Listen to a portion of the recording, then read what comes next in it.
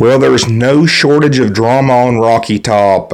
Nico on Sunday made it official. He's going to be a UCLA Bruin. And then yesterday, Joey Aguilar, who went through spring football with UCLA, and he was on a $1 million contract with them to be the starting quarterback. He flips to Tennessee because obviously they're bringing Nico in, and he feels like he's not going to be the starting quarterback. So what a messy situation. So catching everybody up to speed, Nico left over a week ago and got himself into the transfer portal. Everybody turned him down. UCLA has extended a contract to him, and from everything that I've heard, he's going to make substantially less money than he did at Tennessee. So I guarantee Team Nico would do this all over again if they could rewind the clock. Big Nico's dad, has cost Nico a lot of money. So that's that. Let's talk about Joey Aguilar a little bit. So when you look at this guy's stats look good. Now here's the thing. He doesn't come from a Power 4 conference, all right? He went to Appy State the last 2 years. He's a California kid. He kind of looks like Jared Guarantano. So I know that kind of gives some bad juju because Les Guarantano's already had a great heart, but man, we went through some rough times with him. But anyway, he kind of looks like him in my opinion. But this guy threw for almost 7,000 yards. And he's almost amassed 500 yards rushing in the 2 years that he's been at Appalachian State. So he's an athletic kid. He's a good football player. Now, my concern is turnovers. He had, I think, over 13 interceptions last year. QBR ranking was lower than Nico's was, okay? So I'm not up here being the eternal optimist about this whole situation either. It's not like we went out here and got one of the group of 4 QBs from the Big 12 that I was hoping we were going to get. We did not get one of those. Now, I said in the videos prior that if we got one of those QBs, that Tennessee ultimately would probably be coming out ahead in this whole situation. Now, I think both parties could possibly be hurting this football season. First with Nico. Nico's going to a bad football team, and he's going to be playing in a strong conference in the Big Ten. UCLA has to go play at Ohio State. They have to play Penn State at home. They've got to play Indiana. They've got to go to Michigan State. And UCLA's bad. One of the worst offensive lines in the country. Big Nick was saying one of the reasons that they left, which was, BS, but he said it was the offense, the protection, the scheme. Well, dude, you're going to a team now that's not going to protect your son at all. So your son's going to get sacked a lot this year.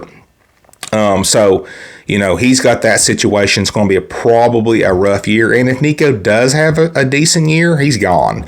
If he gets any more money, he's going to get out of UCLA because that's how they are. They're always going to go to the highest bidder. They're always going to be causing drama and issues. And I think it's funny that they went to LA because they are the Kardashians. That Iamaleava family is the Kardashians. And a little bit of other news. They have pulled the younger brother, Madden Iamaleava, from Arkansas, and now he's at UCLA. So they can all be together in all of their drama and all of their bitching and crying. So good riddance, Iamaleavas. We don't want to see you, hear from you ever again. Now with Tennessee has some unknowns on this, right? I mean, he could turn into be a Dylan Schrader. So to catch you up, Dylan Schrader was a running back that went to Missouri. He was a D2. He was a D2 running back. He turned into an All-American at Missouri a couple of years ago. Joey Aguilar could be our Dylan Schrader. He could have an amazing year, but it's not certain. He may not even win the starting quarterback position. Jake Merklinger and George McIntyre have been in that system, went through spring practice. Merklinger's been in the system for 2 years. Did not have a great spring game, which caused concern. I think McIntyre outplayed him, the true freshman. So it's going to be interesting to see who wins that quarterback battle for Tennessee. I will say this. It will add a lot more competitiveness in the fall as far as that position is concerned. It will be a highly competitive position battle this fall. So it'll be interesting. But I hope this unites the Tennessee football team. It's us against the world. But this whole situation from top to bottom is a no-win situation for either party.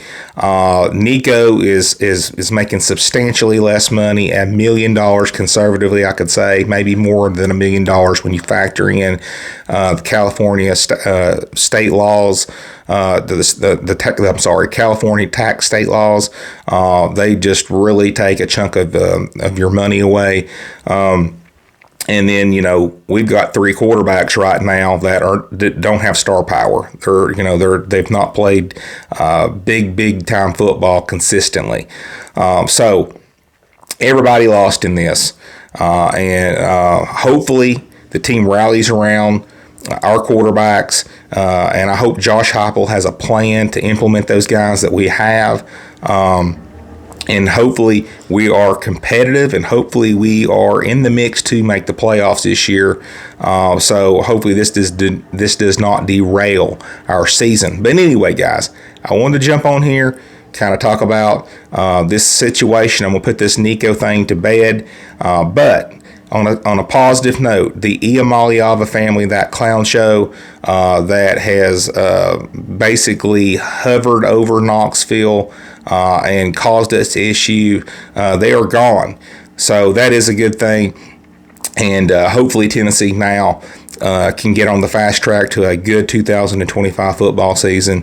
Team can rally around the team that we have, or the fan base can rally around the team that we have, and we can have a good year. I'll talk to you guys soon. Thank you.